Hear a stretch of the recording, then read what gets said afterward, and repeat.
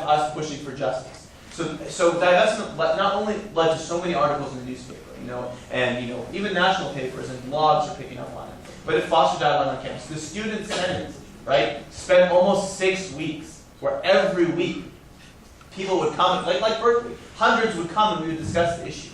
And I honestly believe, and I was talking about this earlier, if everybody at UC Irvine today or tomorrow morning wakes up in the morning and says, is Israel an apartheid state? Should we divest from Israel? If that is the framing of the question, the answer is inevitable and will come in due course. So how do you get to the 90% of people? You need to be able to reach them. And the way you reach them is, I think, a practical initiative like divestment that's relevant to anybody.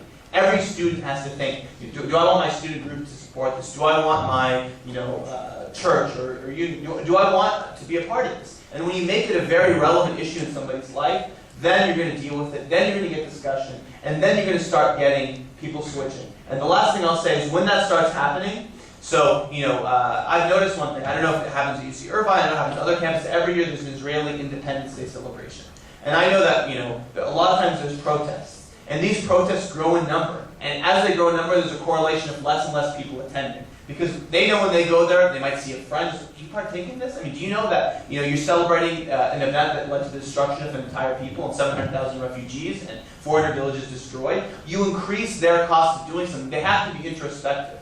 And when somebody has to be introspective and really think about why they believe a certain way and do a certain thing, that's the thing that's going to lead to change. I don't think you should focus on them, but by focusing on this question of divestment and making it relevant to every single student, everybody else is going to think about it. You're going to get people that come along. So again, I want to thank all of you guys for having this week. I know having being a student myself, having 2 or 3 events a day and attending it is a huge thing. But I want you to know that we're at a unique moment in history. A lot of incredible things are happening. It's going to be people like you that are going to be the ones that are going to be leading for change and a better future. So thank you for listening.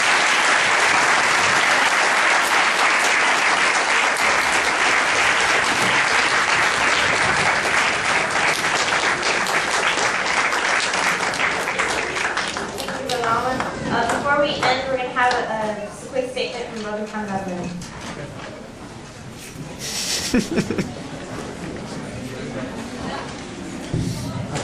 Usual with the sun giving me a piece. Assalamu alaikum. Okay, so we are here at the end of things, at the end of our Israeli Apartheid week, at the end of our call for boycott, divest, and sanction. And one thing that we really wanted to make the focus of this week was to build knowledge with the intention to act on it. I know a lot of groups on this campus have been talking about this for a long time, but it's essential that the education that we learn here, or the things that we learn, are something that we embody in our lives, something we embody in our activism, something that we take and do something with. Otherwise, it's just brain garbage. So, I guess I think Omar made it pretty clear. I think it's a time to act. So, please, even if you're not Palestinian, even if you're not Muslim, I think this is a relevant issue for everyone, just like any other humanitarian issue should be for everyone else. So again, in terms of what you can do to help, how you can act, 3 simple things.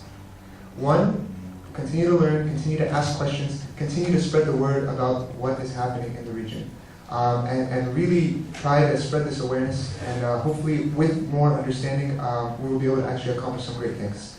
2, again, we have our divestment petition outside. Please definitely sign on to that. We really want to start this campaign here at UCI. We're way behind Berkeley, we're way behind San Diego, we're way behind a number of other campuses. It's time to catch up. And 3, finally, this is not a Muslim issue. It's not just a Muslim issue. It's a human issue. And we need any socially conscious, concerned person that wants to do something for the Palestinian people against Israeli aggression to come on board and to help us to make some sort of change, from our campus for the Palestinian people. And we have an email list outside again. Really encourage you to sign up if you're interested in helping out. Again, this is not a Muslim issue. This is a human issue. So please, I guess this is our plea to join us. We hope you enjoyed our week. We hope you learned something. We will definitely be back next year.